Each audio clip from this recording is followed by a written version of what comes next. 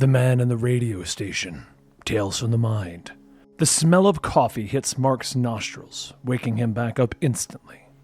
The auto-brewing function must have kicked in to remind him that it is now 7 in the morning. He assumes it is, as the clock on the coffee maker tells him. He looks around the studio to see a few dim lights providing the little light that he has left. There is no natural lights in this back room. Because of this, he's not really sure that it's 7 in the morning. But he's keeping a routine as one of the few things that'll keep him sane. He rises from his chair slowly, stretching out the sore muscles from sleeping at his desk chair again. He makes a quick glance at the dingy couch in the corner, thinking that he really should just start sleeping there. But he shakes his head, dismissing the thought again. The moment he tries to make this prison a home is the moment he has accepted his fate. He slowly begins to make his way to the door of the studio, looking out the thick glass window to see the empty hallways with no light on. Mark takes stock of what he has deemed his cell, as he has done every morning since waking up here. He has a 12 by 12 space with a small alcove where the dingy couch sits. He has a desk, a computer system, and a microphone. There's an end table there as well, near the door that should lead to his freedom. The room is as bare and spotless as it always is once he awakens. The end table with the coffee maker on it also has a school cafeteria tray containing his food for the day. A baggie containing 3 ham sandwiches, a row of cookies, and 3 bags of varying potato chips. There's also 3 bottles of water. As he picks them up and throws them back on the tray lightly, he glances at the only other door in this room, the tiny bathroom. As the computer begins to whirl to life behind him, he goes back to how this started. He woke up one morning on the couch in this room. He doesn't remember anything about how he arrived or where he was the night before. It's all just a blur. He was a popular shock jock in the Silverton area. The town is known as a big old tourist trap. It promotes a healing mist that flows through the town most mornings. But the residents like Mark know that this is just the morning fog rolling in from the mountains. But that's not what Mark would say on the show every morning. His show was about the testimonials from the residents and the tourists of the town. Basically, every morning he would fill the airways with stories of how people found their silver linings within Silverton. Everything from Cindy on Maple Street finding her cat to some woman's chronic pain being cured. The issue is, most of these stories were obviously fake. The town would send him emails with stories to read for the day.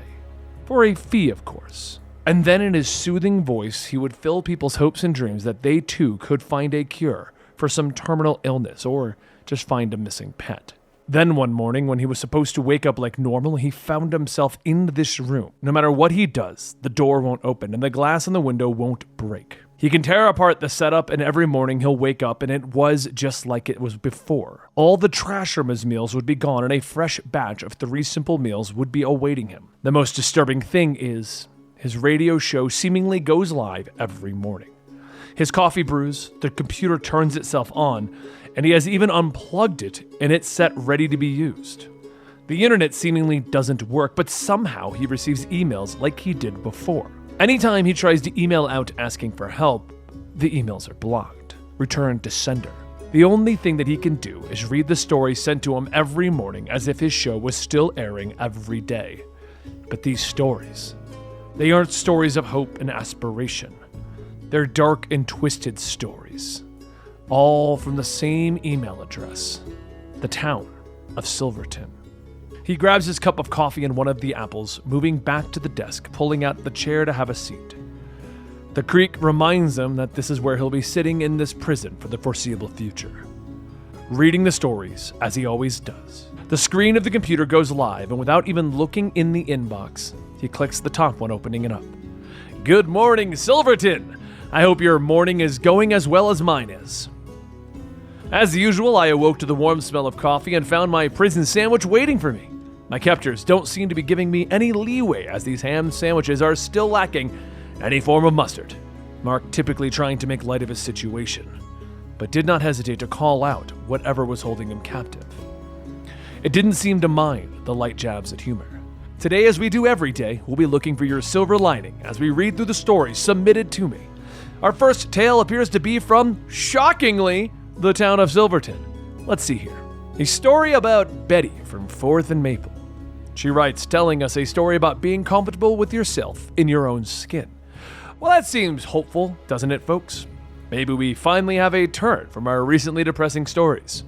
She writes, I woke up today, feeling happier than I ever have in my life. I feel as though I may have found my silver lining, Mark. Well, congratulations, Betty. You see, I was having an issue with my own self-image, and it all started one morning when I woke up alone in my bed, as I do most mornings. I was feeling down and depressed. It was all getting to be a bit too much. I would see my neighbors and coworkers with their happy, perfect lives, the lives that they took for granted. At first, my answer was to just make everyone feel the loneliness that I was feeling, bring them down to my level. I don't know where you're going with this, Betty, but I don't like the sounds of it. But let's continue, as I'm sure there are a few listeners who are eager to hear how it turned into a positive. Because, I won't lie, Betty, it sounds like you're turning into a serial killer. I considered a few things, such as trapping them in the office with me, or killing their loved ones, Mark. But I realized that this is something a serial killer would do. Well, I guess I should have read a little further before commenting on your story, Betty. Every time I would have these dark and twisted thoughts, my head would ache from the back of it. It felt like a knot in the back of my head, like I had hit it. Every day I would try to come up with a plan to make everyone feel as terrible as me, Mark, but that knot is what stopped me. Then one morning I woke up and I couldn't breathe properly. It was as if something was caught in my throat. I rushed to the bathroom and looked in the mirror, but Mark, that's when my horror truly began. I opened my mouth, and looking back at me was an eyeball. There was one point when a story such as this would have shocked Mark, possibly made him spit take his coffee. But this was the type of story that he had gotten used to reading ever since being confined to his prison. All of the stories that he has received recently all had some twisted finale, a surprise. Things that you would expect to find in a cheesy dollar store bookstore.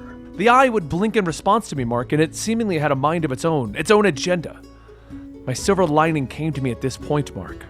I could communicate with my new eyeball friend, and we became the best of pals. Quickly, I realized that this was the thing causing knots in the back of my head whenever I had negative thoughts, that it was trying to save me from making grave errors. Now I watch most of my movies with my mouth open so that it can watch with me, and I eat food very carefully, chewing on one side so I can swallow around my new friend.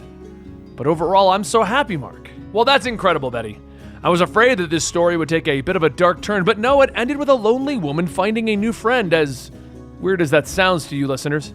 I'll be taking calls now to hear your reactions to Betty's story, and look at that, no one is calling as usual. Mark thought back to when he started that joke.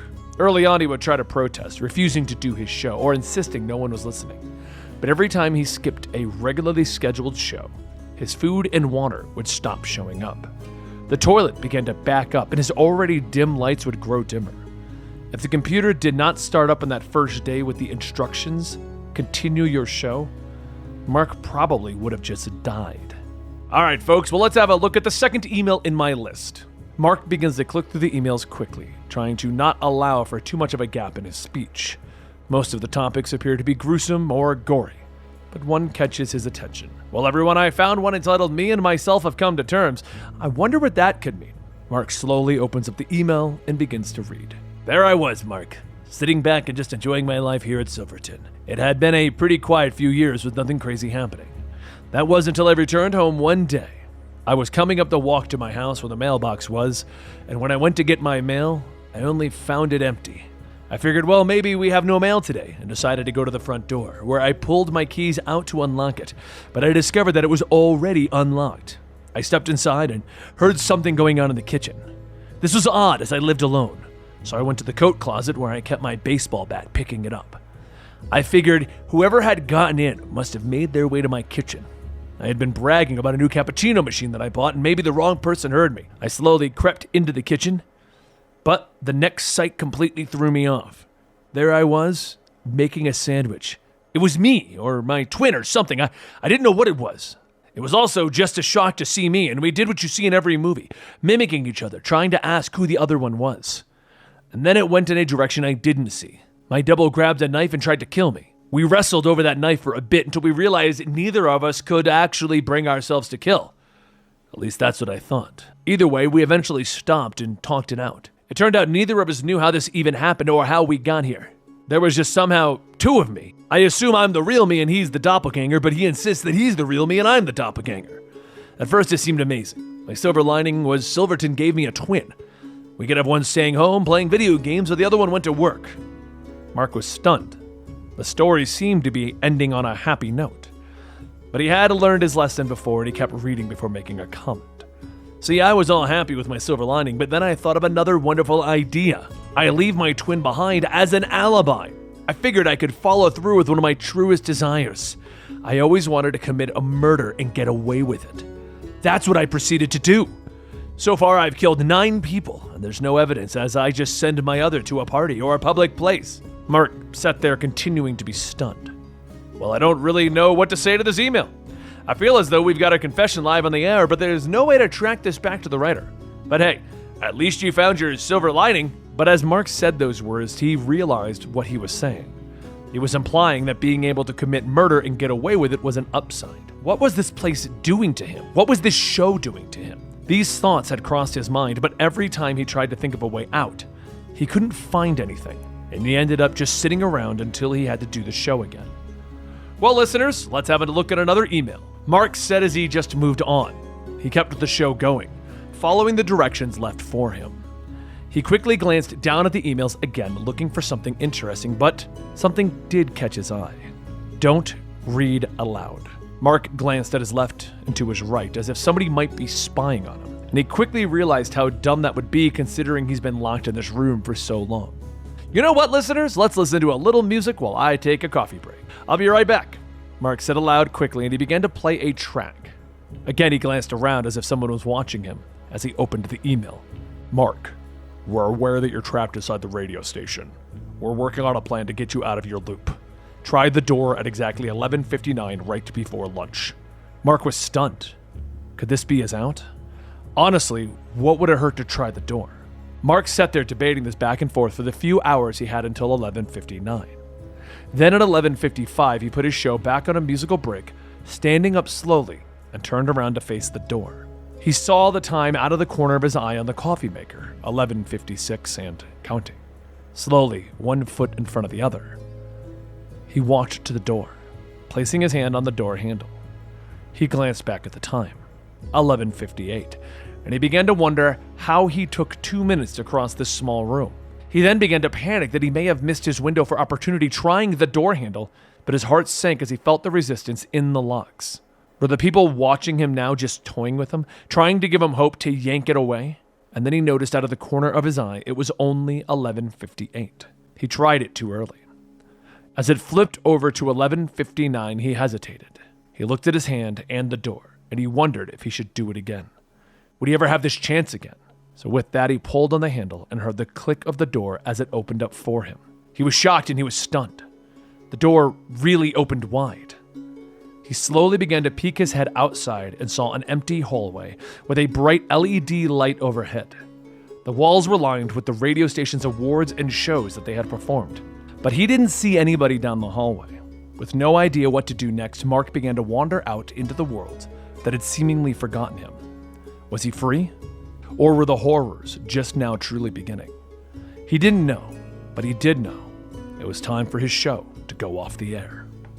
I hope you guys enjoyed today's story. If you want to hear more, make sure you like and subscribe and turn on that notification bell.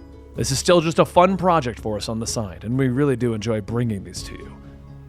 And I hope to see you here next time at Tales of the Mind.